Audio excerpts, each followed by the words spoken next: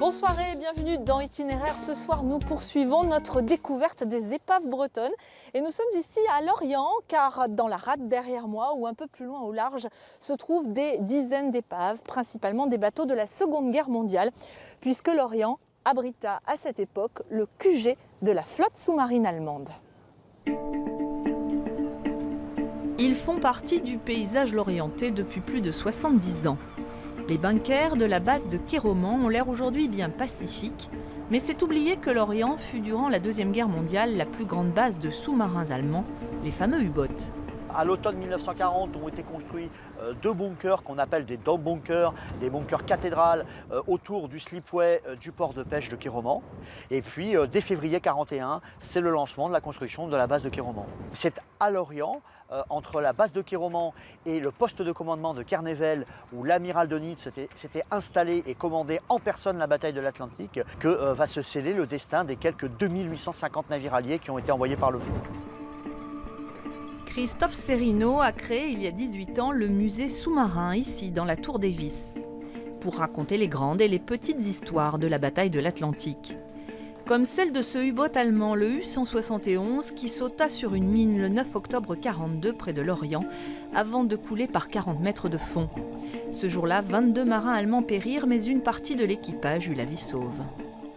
Précisément 14 marins ont réussi à regagner la surface à l'aide de scaphandres que les marins allemands appelaient les Tauretter et qui permettaient donc d'évoluer librement dans l'eau et de regagner la surface, en partie à la force des bras, en partie en gonflant une bouée collerette et en respirant donc dans un recycleur. Car à l'époque et aujourd'hui encore, les sous-mariniers bénéficiaient d'un entraînement spécial pour pouvoir quitter leur bâtiment en cas de naufrage. Au musée, on trouve ainsi le dernier simulateur de sauvetage mis en service dans les années 40. Il fut utilisé par les Allemands puis par les sous-mariniers français jusqu'en 1995. On fermait le sas, on s'équipait tous de la bouée couronne que vous voyez ici. Ça, c'est une bouée couronne de première génération. On la mettait autour du cou comme ça, on la fixait. Ensuite, donc, on attendait, quand on était prêt, l'eau arrivait, on ouvrait la vanne d'eau et le sas se remplissait. On attendait que les pressions dans son soient équilibrées et ensuite, sur instruction, à tour de rôle, on commençait, on se présentait sous le panneau, chacun à son tour, et on donnait une impulsion avec les pieds. Et comme on avait les poumons pleins, on remontait automatiquement. Reste que 80% des sous-mariniers allemands ou alliés périrent en mer au cours de la Deuxième Guerre mondiale. La bataille de l'Atlantique fut la plus meurtrière de tous les temps.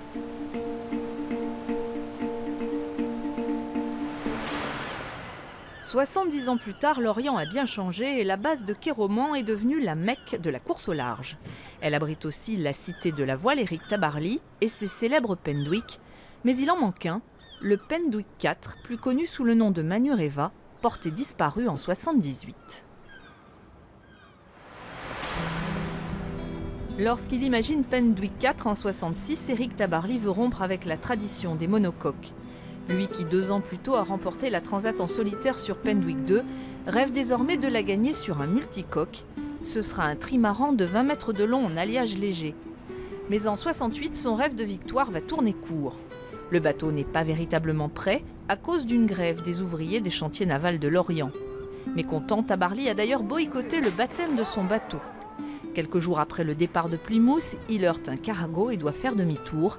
Il repart 3 jours plus tard, mais une avarie du pilote automatique l'oblige à abandonner. How disappointed are you? Êtes-vous très déçu? Oui, je peux dire que je suis assez désolé. I am a little disappointed, yes. Le bateau réparé, Tabarly va battre des records, dont celui de l'Atlantique en 10 jours et 11 heures en 11 nœuds de moyenne. Mais à l'automne, il doit se séparer du bateau pour payer ses impôts. C'est Alain Collat qui devient le nouveau propriétaire du Penduic IV.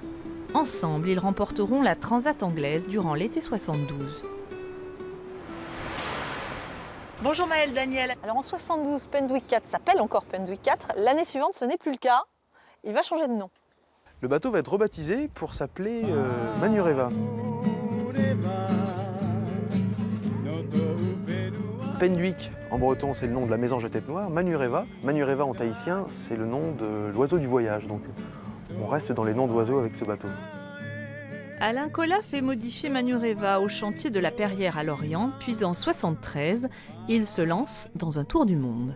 C'est la première fois qu'un tour du monde est fait, non pas sur un bateau à voile, mais sur un trimaran, c'est la première fois, avec simplement une petite escale à Sydney. Là encore, une grande première pour Alain Colas. Alors en 1976, Alain Colas va faire quelques infidélités à Manureva. Il s'engage là encore pour la Transat, mais sur un autre bateau.